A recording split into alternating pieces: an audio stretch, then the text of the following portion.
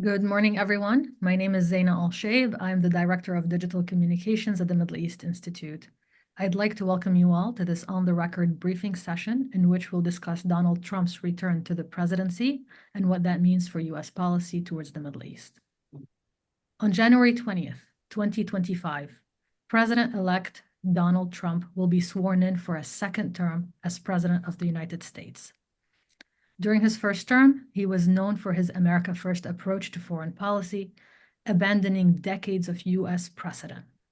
What could a second Trump presidency mean for the Middle East region and its cascading conflicts? To help us analyze it all, I am delighted to welcome Ambassador Ryan Crocker, career diplomat with the U.S. Foreign Service. His previous appointments included U.S. Ambassador to Syria, Iraq, Pakistan, Kuwait, Afghanistan, and Lebanon. The briefing will also feature Ambassador Gerald Feierstein, former U.S. Ambassador to Yemen and distinguished senior fellow on U.S. diplomacy at MEI. Thank you both for joining us this morning. Thank you. It's a pleasure, Zin. When we get to the Q&A portion, you can use the raise hand function on your screen to ask a question. And if you're called on, we will unmute you and you can direct your question to one or both of our panelists. Questions can also be submitted in writing via the Q&A chat box here on Zoom. Let's get started. I'm going to turn to Ambassador Crocker first. Ambassador, given what we know about Trump and his priorities, given his campaign pledge to end the wars in the Middle East, what do you think he's going to tackle first in the Middle East? And what are the main challenges he and his foreign policy team are likely to face in the region? Well, the first thing I think to bear in mind with Donald Trump is that we really have no idea what he's going to do.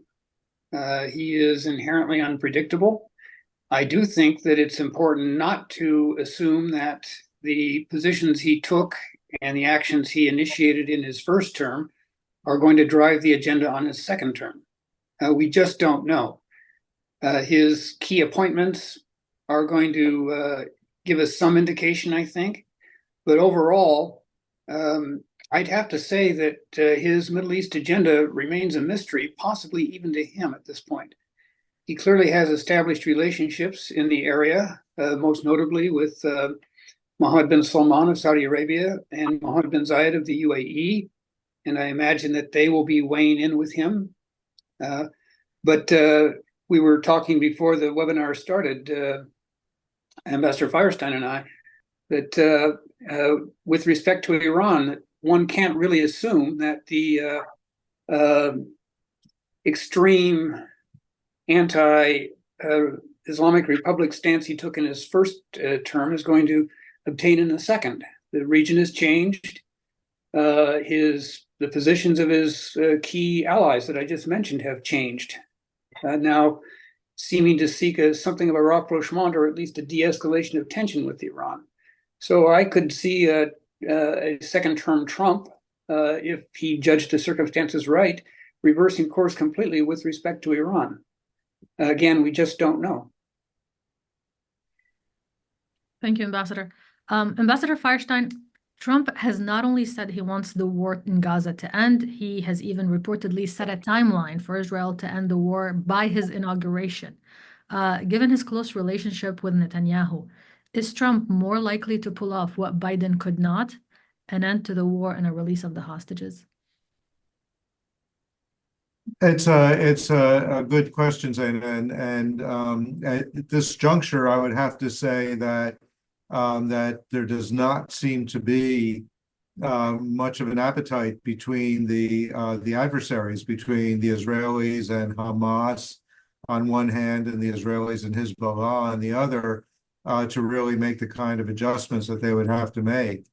And regardless of what timeline Donald Trump may say, the Israelis in particular may believe that their interests lie more in trying to continue the conflict until Donald Trump comes into office, believing that he's more likely to greenlight whatever they might propose in terms of a solution, and therefore they'll continue to drag their feet on on moving forward. And it's also clear that whatever leverage Joe Biden might have had with the Israelis up until the election, that leverage is pretty much gone. If he were to, for example, follow through on the threat to withhold some arms shipments to Israel if they don't improve the humanitarian situation for Palestinians,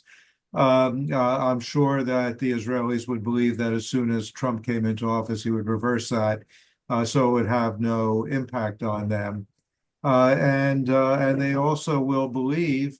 We heard from Netanyahu himself, who said that he's had several conversations with the president-elect, that they see eye to eye on Iran, and by extrapolation, we could think that if they see eye to eye on Iran, that means that they also see eye to eye on how to move forward on the conflicts in Gaza and in Lebanon. Let me stay with you for a second, Ambassador Feierstein. What are your concerns about U.S. policy towards Israel and the Palestinians once this war is wrapped up? Do you expect any pressure placed on Netanyahu to consider perhaps a two-state solution? Well, that's the biggest concern I have is that there's nothing, and again, I agree with Ryan's opening comment, which is past is not prologue for Donald Trump. What he said or did in the past has absolutely no bearing on what he might say or do in the future. So, but with that caveat, I think that the suggestion would be that the U.S. would be fully supportive of the Netanyahu government, fully supportive of some of the more extreme elements within the Israeli government, pro-settlement, anti-peace, anti-any kind of negotiation with the Palestinians. And therefore, I would have to say that as long as Benjamin Netanyahu and his government are ruling in Jerusalem, the idea that there is going to be a return to a peace process, to a political negotiation between the Israelis and the Palestinians is really very dubious. The other question is we've seen some suggestion that the UAE is involved in some kind of a dialogue with the Israelis and the U.S. about day after in Gaza that might include bringing Mohammed Dahlan back. Dahlan has been in UAE, is very close to the senior leadership in the UAE, and has been there since he was booted out of Gaza in 2006.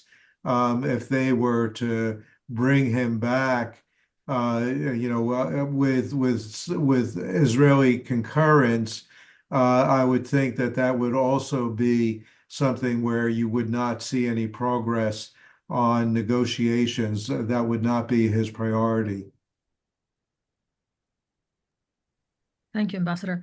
At this time, I'd like to open up the discussion to callers on the line to ask a question. Please use the raise hand function in Zoom or submit your questions in writing via the Q&A chat box. To start things off, I'll pose a question to Ambassador Crocker. Ambassador, you've touched on the topic in your opening remarks, but I just want to dive a little deeper. It's about Trump's anticipated Iran policy. Brian Hook, who ran Trump's Iran policy last time around, is back in the picture leading the State Department's transition team.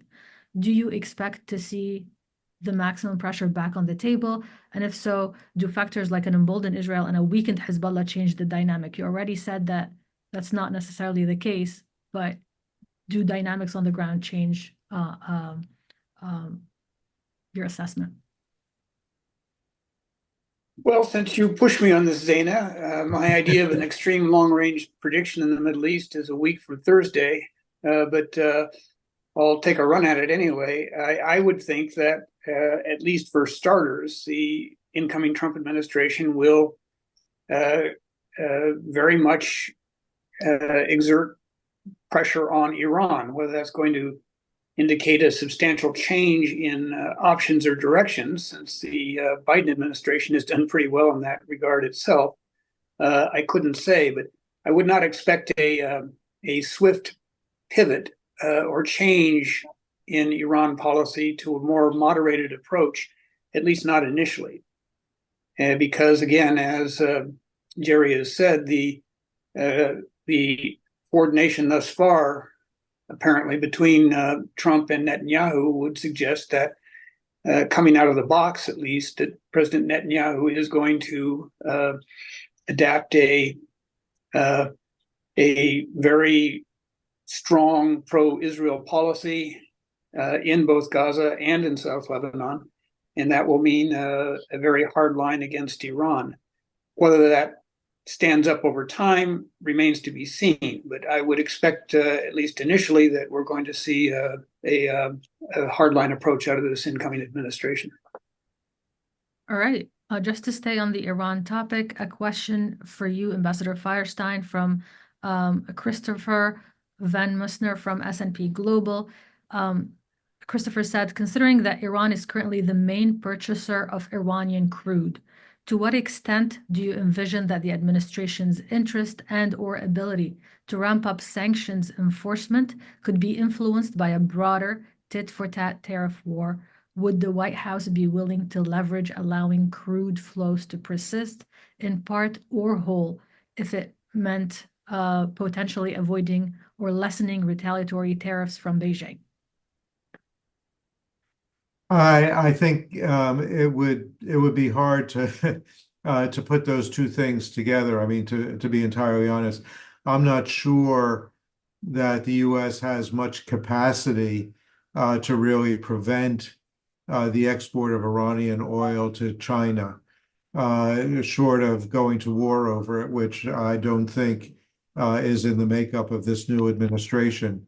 There have been developments over time, the ability of the Iranians to get oil out, the rise of the so-called dark fleet, which allows sanctions defying regimes in Moscow, Tehran, and elsewhere to use non-registered tankers to move around, and the Chinese would really have no incentive to give up that oil. So I think that probably the tariff conversation will follow its own track, and the Chinese will continue to buy Iranian oil regardless of what the Trump administration would prefer.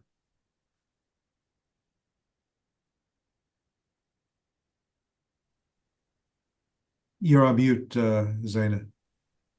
Oops, thank you. We have a question from Dawood Katab.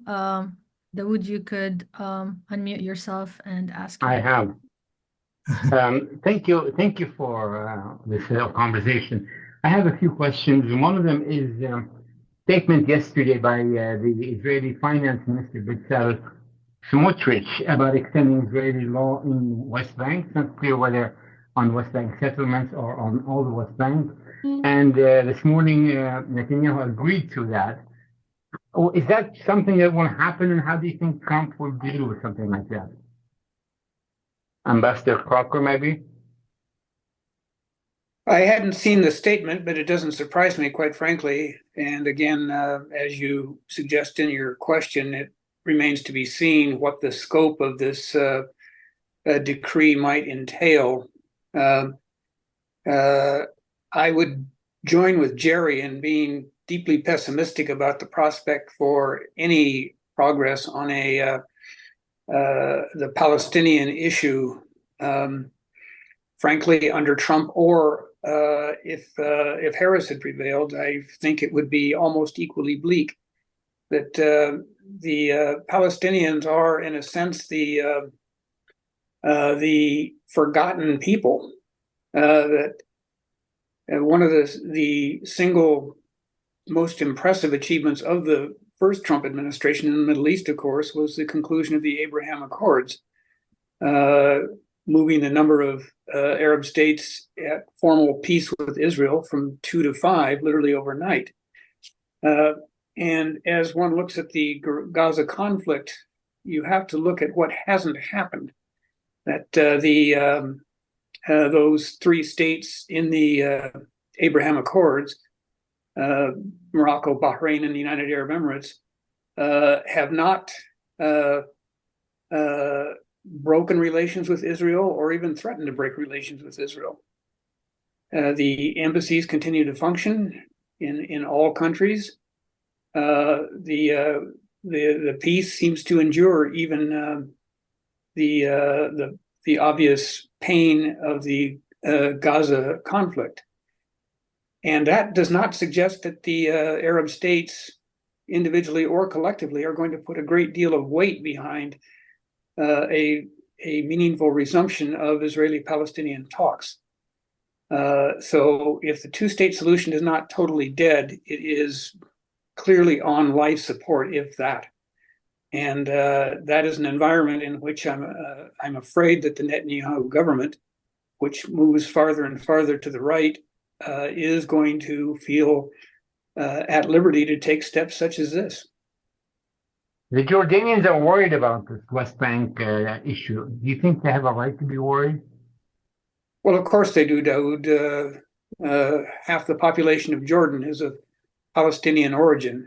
But again, as we've seen in the course of the Gaza conflict, Jordan is virtually the only Arab state that is seriously concerned, for, again, obvious reasons, given the nature of its population, over the Palestinian issue. Other Arab states are not exactly joining in. There's been no talk of an Arab summit, for example, or any other even collective expression of interest or concern. So I'm afraid that Jordan will continue to be an outlier in this. Yeah. All right, thank you, Dawood. We do have a question from Mark Champion from Bloomberg. Mark wants to know, his question is, Trump talked, though, on targeting Iranian nuclear sites. Do you see this as a significantly more likely now? Ambassador Feierstein, and then we could go to Ambassador Crocker. Yeah, no, I don't, because the Israelis don't have, as far as I understand, I'm not a military expert on this, but my understanding has always been that the Israelis on their own don't have the capability of targeting Iranian nuclear sites. They're buried deep underground, they're heavily defended, that without active engagement by U.S. military, they simply can't go that way. And again, although we can never tell with Donald Trump, the history has been, and what he's said over and over again in terms of getting the U.S. out of conflicts, not into them, that it's unlikely that Trump would want to go in that direction. It would almost certainly bring Iranian retaliation and open Pandora's box of where things are going to go in the region after that. So I attribute that mostly to loose talk. Ambassador Crocker, anything to add?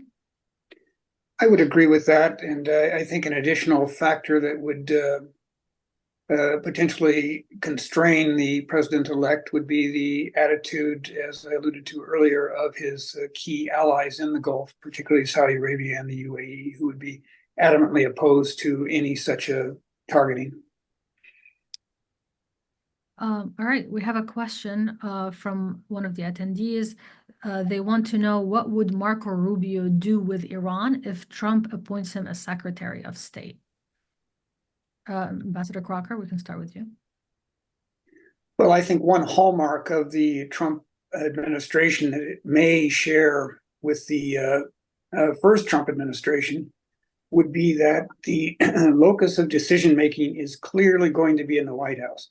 Now, that is true, of course, for any administration. That's the nature of our system. The presidential system does not disperse power in an administration. It is centered in the White House. But I think that while the specific positions the president-elect may take are something we can speculate on quite freely since we don't know. He is going to be the arbiter of policy, foreign and domestic. Yeah, so I think that will be consistent between the two administrations. His style of governance is going to be very much the decision maker. All right. We have another question from Shireen Jafari. Shireen wants to know, what are your thoughts about potential business deals between the Trump family and Gulf countries and Israel? Can they influence policy? That's for you, Ambassador Feierstein. Well, we certainly know about the business dealings between the Trump family and individuals and institutions in the Gulf. I mean, we know about the injection of I think it was at least $1 billion, if not more, by the Sovereign Wealth Fund in Saudi Arabia into Jared Kushner's investment fund. We know the Qatari bailout of Kushner's 666 Park Place in New York. They've talked about building hotels. They've talked about a number of different ideas. It's more likely in terms of, can there be a triangular relationship between Israel, the Trump family, and the Gulf? Since the Trump family is primarily interested in real estate deals, hotels, and other kinds of things, that's not really in the Israeli wheelhouse as such. They're more interested in high tech and doing other kinds of things. So I'm not sure that the scope is really there for a great deal of cooperative investment. But I wouldn't rule it out. I certainly think that the three may find some projects that are appealing, and certainly we have no reason to believe that, while many things will undoubtedly be different between the first term and the second term of Trump, I think we have no reason to believe that being interested in the main chance on business dealings is going to be one of the things that will change. All right. Ambassador Crocker, we have a question from the attendees. They want to know, given Trump's close relationship with both MBS and Netanyahu, do you see any greater likelihood of Trump being able to achieve a Saudi-Israeli rapprochement? That's a great question, actually, and I think there is very much that prospect. Again, the Abraham Accords really took the world by surprise. It was probably the last thing that Middle East experts, so-called like me, would have predicted from a Trump administration, yet they brought it off. And again, we have seen a very muted response from Saudi Arabia on the Gaza offensive.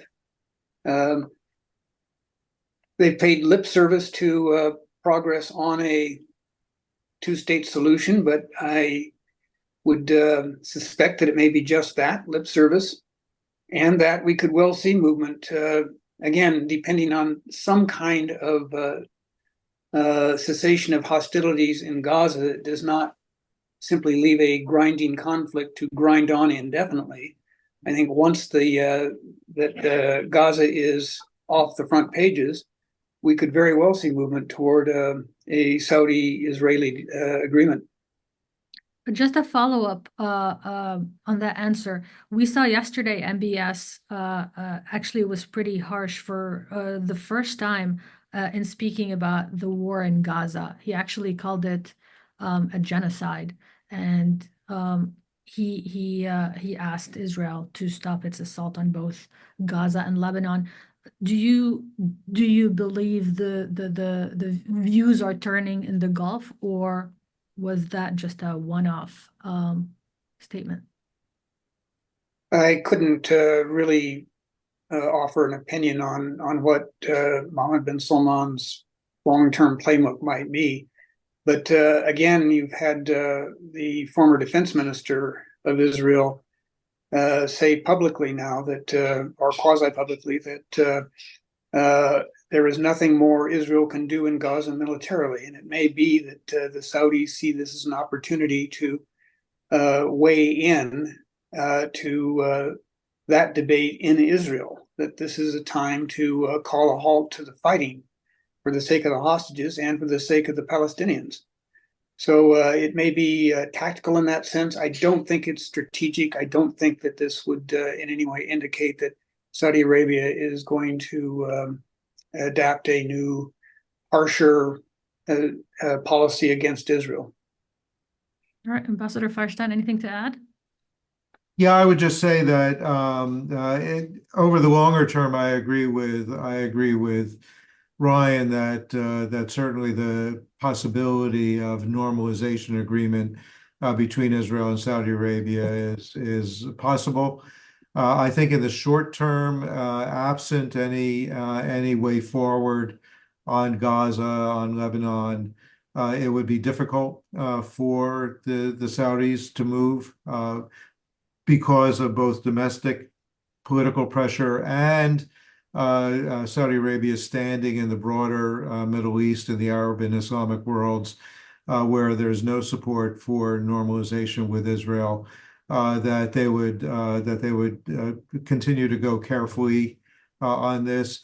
The whole issue. I mean, Abraham Accords, yes, significant in the sense of normalization, but by and large, it was normalization between states that already had relations. There is not a de jure relationship between Saudi Arabia and Israel, but there's certainly a de facto one. They've been cooperating on mutual security interests for a number of years. Israel is now in the Central Command, and Israeli military officers sit side by side with Saudi and other Arab military officers in Central Command. And so, without taking that step of normalization, that could be a red flag for a number of people. The Saudis get what they need out of their relationship with Israel and don't really need to go any farther. There's also the reality that King Salman, as long as he's alive, will have, I think, a veto over where the Saudi government goes. We know from his long history as being the royal in the family who carried the Palestinian portfolio that he actually does care deeply about this issue, and I think that he has been a stop sign for his son for a long time about how far forward he can go normalizing with the Israelis. All right. We have a question from Farnaz Fasihi from the New York Times. Farnaz's first question is, Trump has said he will end the wars in Gaza and Lebanon. How do you envision this to unfold?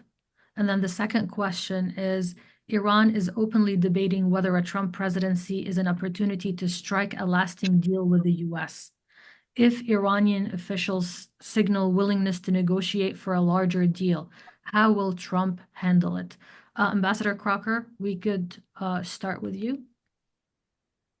They are two quite separate issues, Gaza and Lebanon. In Lebanon, of course, we've seen this movie before, the 1982 invasion of Lebanon by the IDF to put an end to Palestinian military actions across the border. That Israeli action, ironically, was entitled Operation Peace for Galilee. Well, 42 years later, Galilee is very far away from peace, with 60,000 Israelis displaced. The Hezbollah movement was born in the 82 invasion and its aftermath of Israeli occupation. It is highly unlikely it is going to be exterminated by another Israeli occupation. And I would be quite concerned that instead of putting an end to Hezbollah in Lebanon, the current invasion and its occupation may revitalize it. So I think Israel should have a strategic interest in not repeating the past and not revitalizing an institution that is very much on its back foot, thanks to the Israeli assassinations of its leadership and strikes such as the walkie-talkie incident. I would like to think that there is also scope for a recalculation in Tehran and in Beirut and the south on the part of Hezbollah, that this would be a good time to hit pause and support the implementation of Resolution 1701. The deployment of the Lebanese army in substantial numbers to the south could change the dynamic and could create an environment in which a long-term stability is possible in the south that would benefit all parties. And if it is certainly the case, at least in possibility, that Tehran is looking at all its options, including whether the Trump administration might be an opportunity for a different kind of relationship between Tehran and Washington. I would think that this is the moment, really, for the United States to execute a smooth handover from the Biden to the Trump administrations, of doing everything possible to get a ceasefire and then begin an implementation process of Resolution 1701. That seems to me a possibility, certainly a goal we're striving for the interests of all Lebanese, Israelis, Iranians, and Americans. In Gaza, frankly, I think the outlook is much bleaker. That we're going to see an end to major hostilities in Gaza. I think that's inevitable. There's just nothing left to shoot at. But I don't see any prospect for a movement toward a long-term peace in Gaza. I see no scope for a new Palestinian leadership to emerge. Certainly not the Palestinian Authority moving in from the West Bank in some magical fashion. So I fear that in a sense, the present is also the future of a prolonged, indefinite Israeli occupation and a low-level insurgency that is just going to fester. I really am pretty bleak in any kind of outlook for prospects in Gaza. All right, Ambassador Feierstein. Yeah, no, I agree with all of that. In terms of the second question about Iranian interest in potentially making a deal with the Trump administration, I think that that's absolutely something that they would be willing to look at. I think that there has already been an expression of interest in Tehran to looking for ways of reaching out to the U.S., not necessarily the Trump administration, but more broadly the U.S. I don't rule out the possibility that Donald Trump may find that appealing, regardless of what Benjamin Netanyahu thinks of his understanding about Iran. The reality is that Donald Trump sees himself primarily as a deal maker, and the idea that he might be the guy who broke through 45 years of cold and sometimes not so cold war between the U.S. and Iran would be appealing. He would see it as a Nixon to China moment, in the same way that he thought perhaps he could work out a deal with the North Koreans in his first term. I would say that the Iranians are a lot more rational and probably a lot easier to deal with than the North Koreans. So that is something that would be possible. I think the big question is, what would the Iranians be willing to give up in exchange for making some kind of an agreement with the U.S.? Would they not only would they be willing to give up their nuclear weapons program, but would they also walk away from some of the relationships that they have with Hezbollah, with Hamas, with the Houthis, that would be, I think, a bigger question. Wouldn't it be arguably easier now to walk away from these proxies given how weakened they are?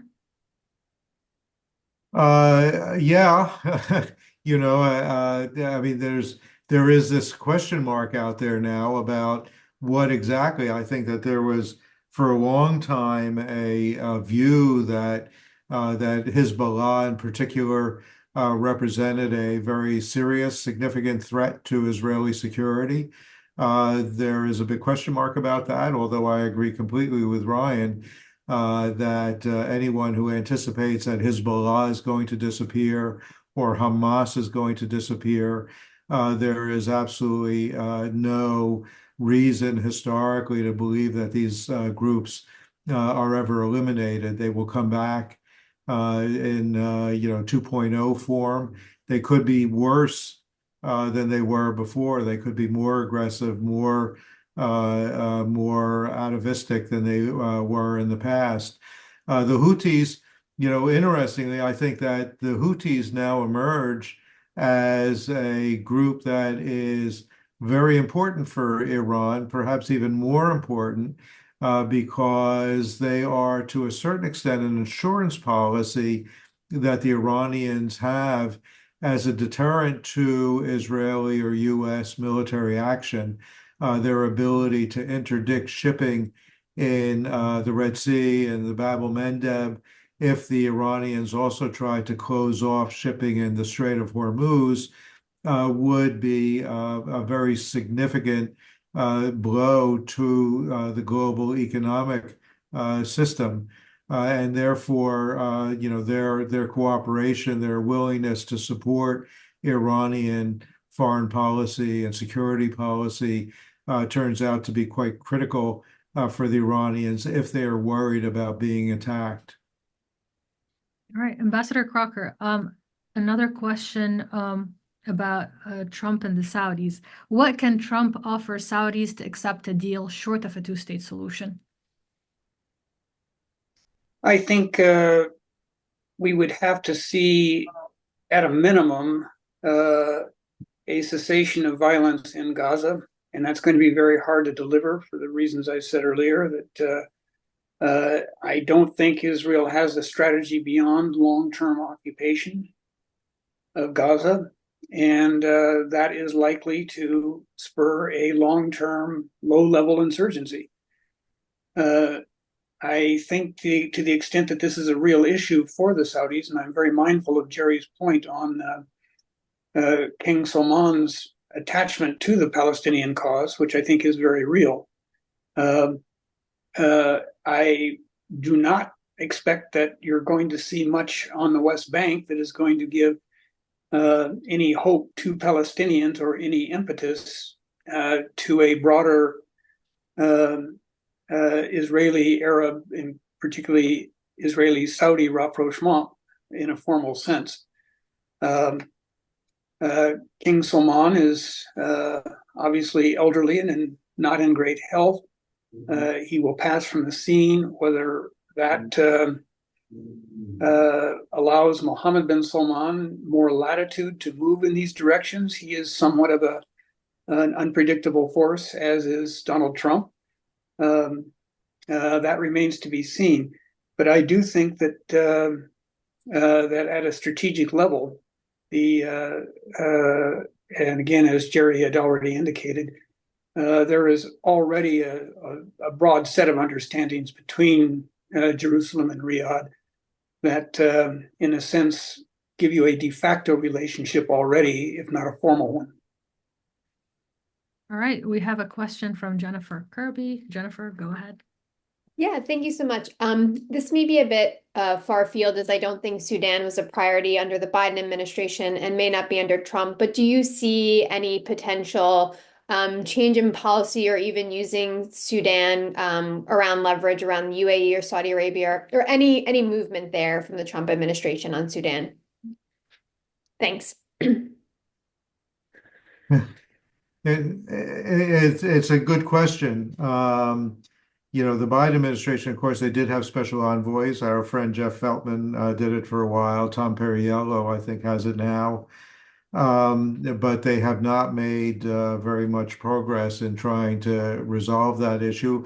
The Biden administration, you'll recall, actually did host some discussions between the various factions, but quite unsuccessfully. And then it also plays into some of the issues that actually divide our Arab partners. The Egyptians have their set of interests, obviously, in Sudan. The Emiratis very much involved in Sudan. The Saudis have an interest in Sudan, and they're not always on the same page. So it's a very complicated situation.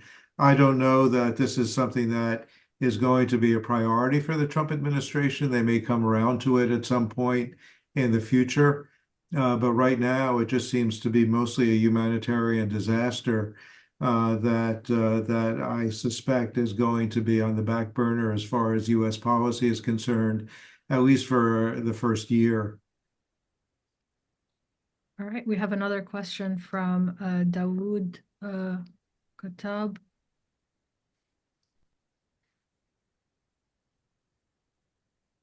I want to ask a question about Miriam Edelson's donation of $100 million to the Trump campaign. Is that a blip and will not have an effect, or will it have a long-term effect on the policies of Trump? Adelson? Miriam Adelson? Yes, she gave $100 million in the election campaign, and she's a big favorite of Netanyahu. She's an Israeli-American widow of the casino guy who died, Right. killed him. Yeah, well, and Trump is very close to her, huh? He gave her Exactly. that was the whole issue of whether the Medal of Freedom is better than the Medal of Honor. Yeah, It was his that's true. award That's true. to Adelson. She's in his inner circle, certainly. I think that that he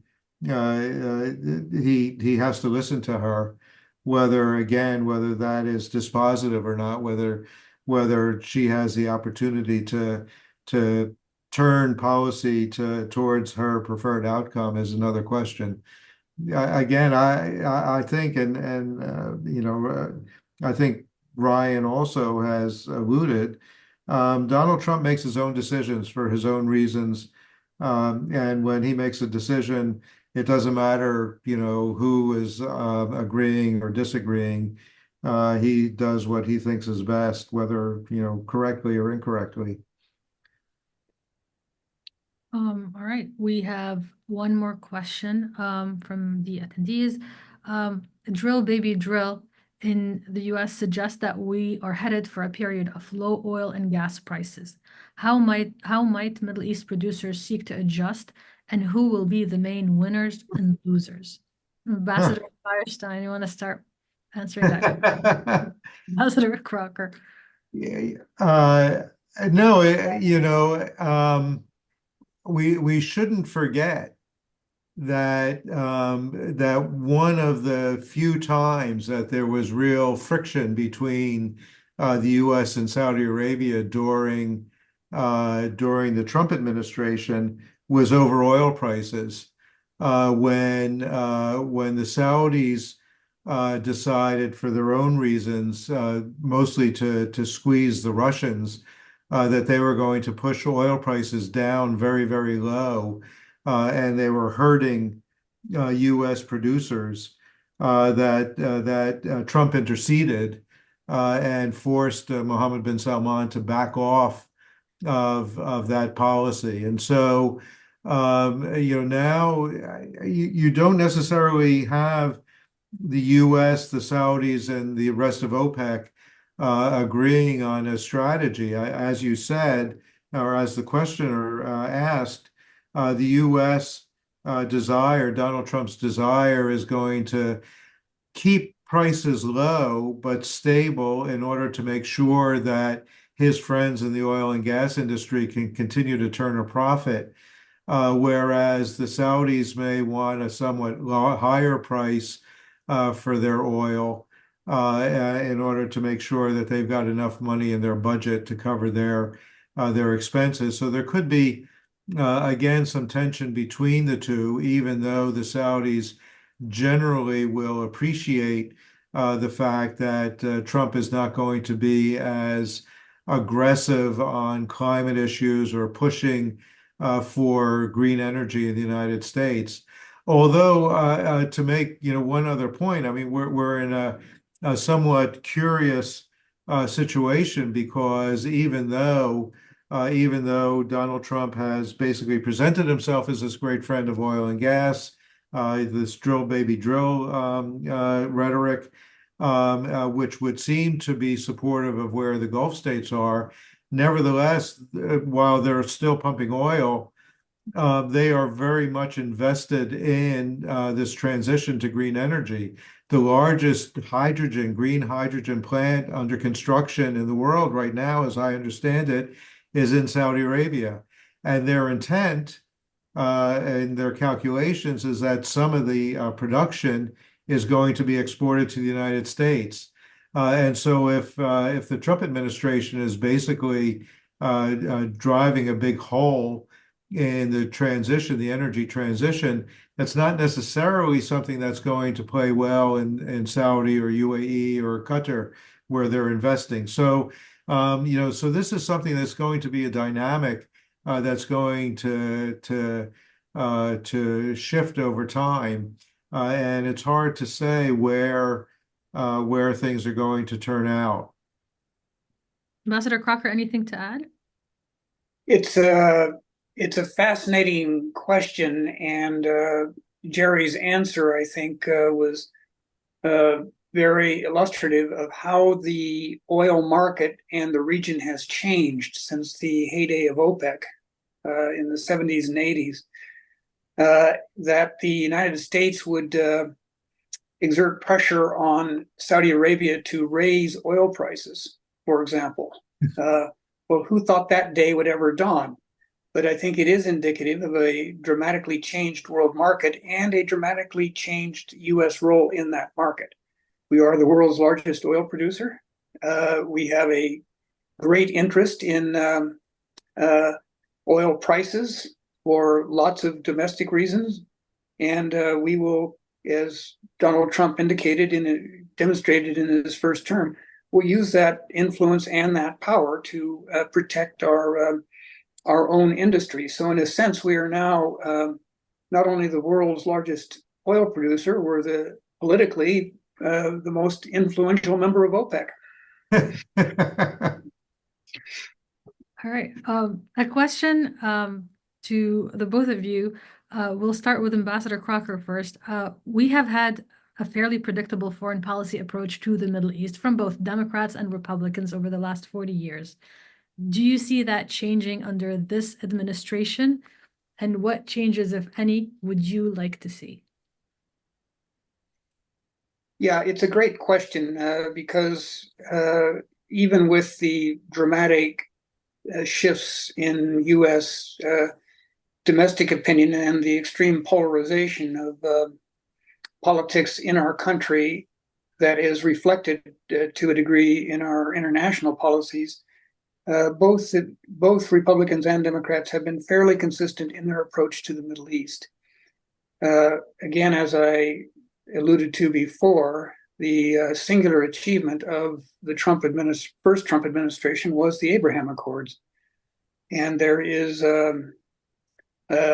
dramatic difference, even just symbolically, between pragmatic de facto relations and formal political relations, the exchange of ambassadors, and the signing of formal peace agreements.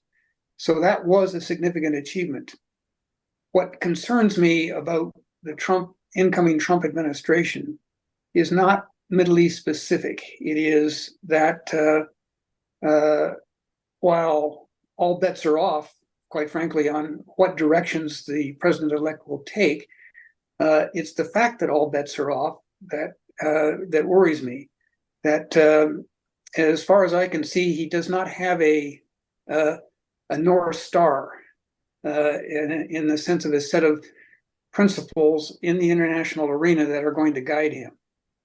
That he is almost totally transactional in his approaches, and that the nature and the value of those transactions for him may change really at the spur of the moment. That there is no, therefore, kind of rock bottom set of principles that will guide a second Trump administration. And if I were a Middle Easterner, I would worry greatly about that. In the case of Israel, for example, much has been said about his allegedly close relationship with Bibi Netanyahu. If I were the Israeli prime minister, I would not take that to the bank.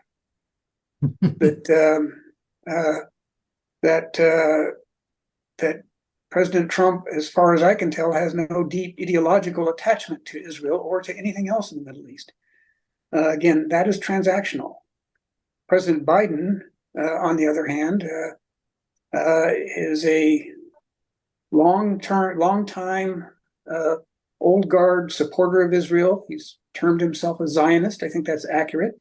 That in spite of disagreements, that he followed a set of principles with regard to the Middle East, and in particular, consistent support for Israel.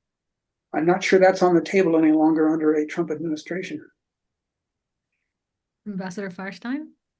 Yeah, no, I agree with all of that, and you know, I mean, again, the fact that he's transactional can actually, you know, bring positive change. For example, as we've discussed, the possibility that he might be open to ending the conflict with Iran and negotiating some kind of a deal with them.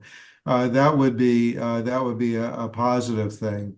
But his lack of principles, or as Ryan said, the absence of a North Star, a guiding vision for the region, means that he's going to be open to whoever the last person was who walked through the door, and what that could mean. The other point that I wanted to make, and again, it's a general observation. It's not specific to the Middle East. Donald Trump is going to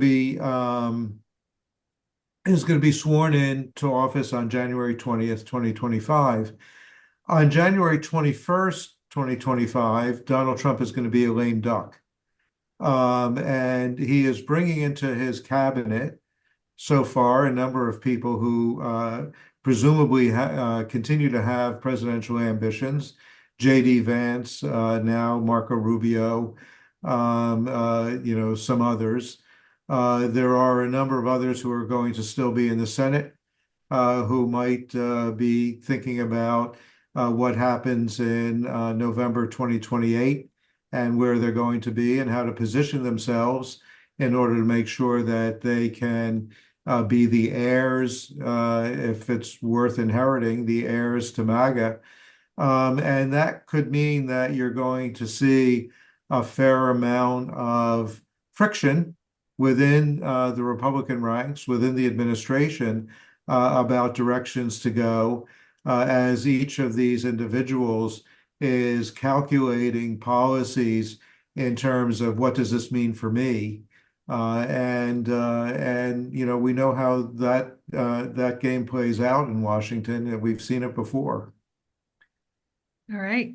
Thank you, everyone, for the great questions. We're going to have to wrap things up now. I hope you will join me in thanking Ambassador Ryan Crocker and Ambassador Gerald Feierstein for participating in this week's session. We really appreciate your insight and your willingness to share your morning with us. I wish you all the best, and I hope you have a great rest of your day. Thank you, Zaina. Thanks, you. Ryan. Thanks, Zaina. Great to see you, Jerry. Good. Yeah.